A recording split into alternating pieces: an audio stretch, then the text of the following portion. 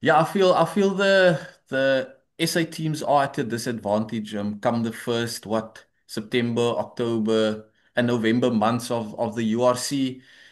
Some of them they do have home games and they can rely on that home crowd to give them momentum. But as soon as they go overseas, they tour without their box, without some injured players. So it's a struggle to build momentum from there. And then they sort of have to play catch up rugby during December, their home games, where they can beat the visiting European teams in the 30-degree heat, like John mentioned.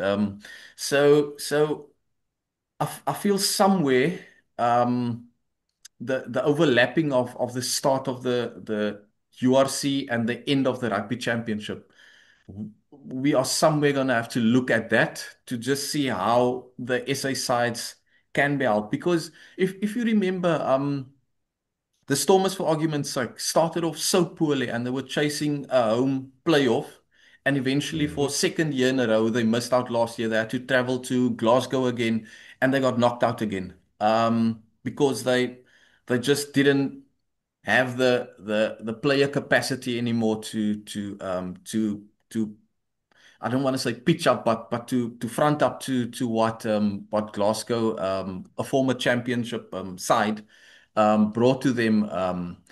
And listening to the Sharks' injuries, the Lions' injuries, the Lions, I mean, they're starting their tour um, in a couple of weeks. Also, staying for long in Europe with 14, 15 players injured, and some of them frontline players. So for a team that struggles to build momentum and maintain momentum during the competition, I mean, they keep on coming up short when it comes to that eighth place, seventh that they try Yeah. to secure during the year, but they just can't cope with the injuries or maintaining that momentum. So hopefully somewhere along the road, guys, we can find a middle ground for this playing without the box at the start, so that the teams can start on equal footing against their Yeah.